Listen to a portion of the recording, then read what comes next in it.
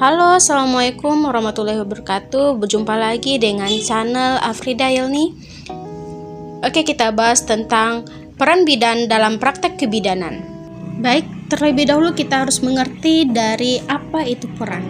Peran adalah suatu perilaku individu yang diharapkan sesuai dengan posisi yang dimiliki.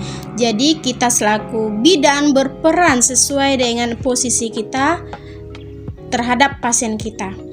Kemudian banyak pengertian peran yang bisa kita lihat, yang bisa kita amati. Di sini ada beberapa pengertian dari peran. Yang kedua adalah pola tingkah laku kepercayaan, nilai dan sikap yang diharapkan dapat menggambarkan perilaku yang seharusnya diperhatikan oleh individu.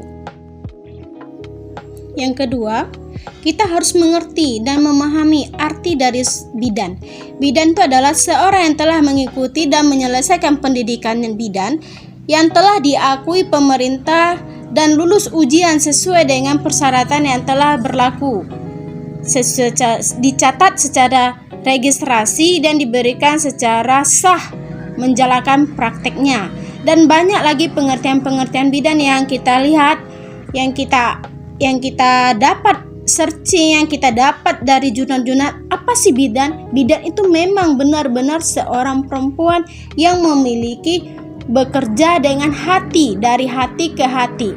Jadi tugas bidan itu adalah suatu tindakan yang diberikan dari hati ke hati, karena pasien dari bidan itu sendiri adalah perempuan. Di sini adanya macam-macam dari peran bidan. Yang pertama adalah komunikator. Siapa sih komunikator? Komunikator adalah orang yang memberikan informasi kepada orang yang menerimanya. Jadi kalau kita selaku komunikator, kita harus siap memberikan informasi yang benar kepada pasien kita. Kemudian untuk proses dari interaksi komunikator dengan komunikan itu adalah disebut juga dengan komunikasi. Di mana di sini kita harus memiliki komunikasi yang efektif, yang benar, yang tepat sasaran terhadap pasien kita. Kita harus bisa menyesuaikannya terhadap siapa yang di depan kita. Yang kedua adalah motivator. Orang yang memberikan motivasi kepada orang lain. Jadi tugas kita seorang bidan harus memberikan motivasi kepada pasien kita agar motivasi yang diberikan bermanfaat untuk pasien kita. Yang ketiga adalah sebagai fasilitator, di mana seorang bidan itu harus memberikan kemudahan dalam menyediakan fasilitas bagi orang lain yang membutuhkannya. Jadi kita harus menyesuaikan kebutuhan apa yang harus kita berikan kepada pasien kita. Yang keempat adalah bidan itu sebagai konselor. Bidan sebagai konselor adalah orang yang memberikan bantuan kepada orang lain dalam membentuk suatu keputusan untuk memecahkan suatu masalah melalui pemahaman terhadap fakta-fakta dan harapan, kebutuhan dan perasaan-perasaan pasiennya. Jadi tidak boleh kita mengambil keputusan yang gegabah. Di sini banyak kali tujuan dari konseling. Di antaranya adalah untuk berperilaku tidak sehat. Ya, jadi kita tidak boleh mengarahkan perilaku yang tidak sehat kepada painya. Selanjutnya adalah peran dan fungsi bidan. Di sini bisa kita nengok slide-nya.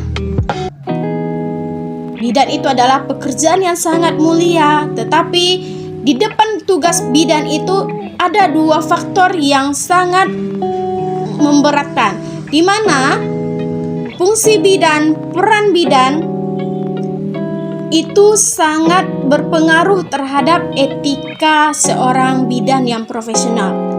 Oke. Selanjutnya di sini banyak lagi di slide ini bidan tugas dari bidan itu ada tugas mandiri, ya. Pengertiannya bisa dilihat, dibaca pada slide selanjutnya. Kemudian dari tugas mandiri ini kita juga bisa memberikan asuhan kebidanan kepada wanita, gangguan sistem reproduksi, dan wanita di masa klimakterium dan menopause. Kemudian tugas bidan sebagai kolaborasi. Kolaborasi dengan profesi lain, maksud ini kita bisa ngambil contoh, kita selaku bidan bisa berkolaborasi dengan Obgyn apabila kehamilan pasien kita itu bermasalah, atau apabila penyakit, kehamilan yang tidak normal lagi, maka kita harus berkolaborasi dengan profesi lain, contohnya dokter obgyn. Selanjutnya adalah tugas ketergantungan. Tugas ketergantungan di sini adalah menerapkan manajemen kebidanan pada setiap asuhan kebidanan sesuai dengan fungsi keterlibatan klien dengan keluarga. Jadi semuanya harus berkesinambungan. Pelayanan kesehatan, itu pasien dan keluarga. Jadi dia saling bersinergi. Selebihnya bisa dibacakan lewat slide juga. Oke, bidan sebagai pengelola. Di sini bidan sebagai pengelola di sini adalah memberikan pelayanan berdasarkan kesehatan, berpartisipasi dalam suatu tim. Ya, kalau kita buka praktek berarti kita yang mengelola. Kita yang membuka lahan pekerjaan. Selanjutnya adalah peran bidan sebagai peneliti dan investigator. Ilmu bidan semakin hari semakin update. Maka seorang bidan dengan bertambahnya pendidikan, dia akan mencari menggali ilmu pengetahuan ke sedalam-dalam mungkin. Oke, bidan sebagai pelaksana, silakan dibaca.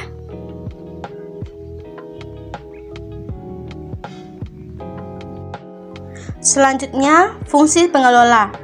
Di dalam fungsi pengelola ini kita harus bisa mengembangkan konsep kegiatan pelayanan kebidanan bagi individu, keluarga, kelompok masyarakat sesuai dengan kondisi dan kebutuhan masyarakat setempat yang didukung oleh partisipasi masyarakat. Oke, jadi perencanaan pelaksanaan pelayanan kebidanan ini di lingkungan unit kerjanya. Jadi kita harus saling berkolaborasi. Selanjutnya juga kita bahas selaku fungsi sebagai pendidik, memberikan penyuluhan kepada individu, keluarga, kelompok, dan masyarakat terkait dengan pelayanan kebidanan dalam lingkup kesehatan serta keluarga berencana, membimbing dan melatih dukun bayi serta kadernya. Kemudian fungsi sebagai peneliti, melakukan evaluasi pengkajian survei dan penelitian dilakukan sendiri atau berkelompok di lingkup pelayanan kebidanan, melakukan penelitian kesehatan keluarga dan masyarakat. Ini semua diatur oleh menurut Kemenkes nomor 369 pada tahun 2007 tentang pengetahuan umum, keterampilan, dan yang lain-lain. Thank you.